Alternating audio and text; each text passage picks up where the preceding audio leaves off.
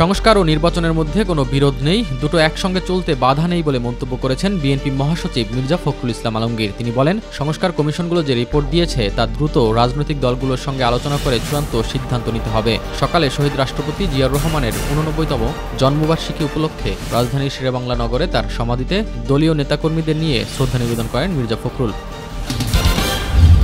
বিএনপির প্রতিষ্ঠাতা সাবেক রাষ্ট্রপতি জিয়াউর রহমানের জন্মদিন আজ। লেফটেন্যান্ট জেনারেল জিয়াউর রহমান বীরোত্তম ছিলেন, স্বাধীনতার ঘোষক এবং বাংলাদেশের নির্বাচিত রাষ্ট্রপতি। তিনি একজন বীর মুক্তিযোদ্ধা, সেনাপ্রধান এবং বাংলাদেশের বহুদলীয় গণতন্ত্রের প্রতিষ্ঠাতা, সেই সাথে বাংলাদেশ জাতীয়তাবাদী দল বিএনপির প্রতিষ্ঠাতা ছিলেন।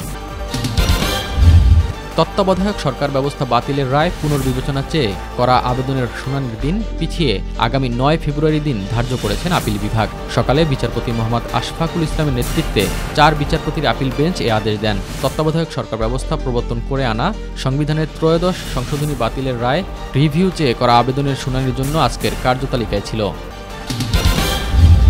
নির্বাচন কমিশন রাজনীতির মধ্যে ঢুকতে চায় না বলে জানিয়েছেন প্রধান নির্বাচন কমিশনার এএমএম নাসির উদ্দিন। রাজনীতির মধ্যে না ঢুকেই ফ্রি ফেয়ার গেম উপহার দিতে চান তিনি। সকালে নির্বাচন কমিশনের ভোটার তালিকা হালনাগাদ কার্যক্রমের জন্য ল্যাপটপ স্ক্যানার সহ অন্যান্য উপকরণ হস্তান্তর অনুষ্ঠানে এ তথ্য জানান তিনি। প্রধান নির্বাচন কমিশনারের কাছে এসব উপকরণ হস্তান্তর করে জাতিসংঘের উন্নয়ন প্রকল্প ইউএনডিপি। রাজনৈতিক দলগুলো যতটুকু সংস্কার চায় তার উপর নির্ভর করে নির্বাচন অনুষ্ঠিত হবে বলে জানিয়েছেন প্রধান উপদেষ্টার প্রেস সচিব শফিকুল আলম। সকালে রাজধানীর প্রেস ইনস্টিটিউটে এক অনুষ্ঠান শেষে সাংবাদিকদের প্রশ্নের জবাবে তিনি একথা বলেন। প্রেস সচিব জানান, সংস্কার কমিশনের রিপোর্টগুলো নিয়ে প্রধান উপদেষ্টা ডক্টর মোহাম্মদ ইউনূস রাজনৈতিক দলগুলোর সঙ্গে আলোচনা করবেন। চেক প্রতারণার মামলায় ক্রিকেটার ও মাগুরা ২ আসনের সাবেক সংসদ সদস্য সাকিব আল হাসানের বিরুদ্ধে গ্রেপ্তারি পরোয়ানা জারি করেছেন আদালত। রোববার ঢাকার অতিরিক্ত চিফ মেট্রোপলিটন ম্যাজিস্ট্রেট জিয়াদুর রহমানের আদালত এ আদেশ দেন। এর আগে গত বছরের ১৫ ডিসেম্বর ঢাকার অতিরিক্ত চিফ মেট্রোপলিটন ম্যাজিস্ট্রেট মাহবুবুল হকের আদালতে আইএফআইসি ব্যাংক বাদী হয়ে সাকিব সহ ৪ জনকে আসামি করে মামলা করে।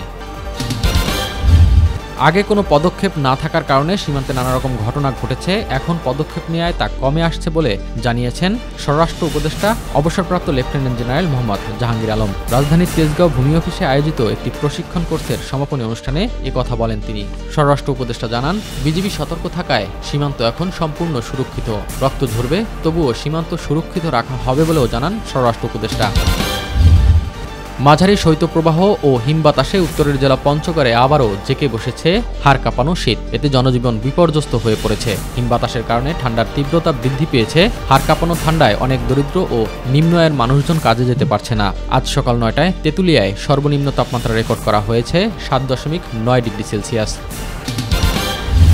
প্রথম ধাপে যেসব জিম্মিদের মুক্তি দেয়া হবে তাদের তালিকা না দেয়া পর্যন্ত গাজায় যুদ্ধবিরতি শুরু হবে না বলে জানিয়েছে ইসরায়েল। পূর্ব ঘোষণা অনুযায়ী রোববার স্থানীয় সময় সকাল 8:30টায় যুদ্ধবিরতি কার্যকর হওয়ার কথা ছিল।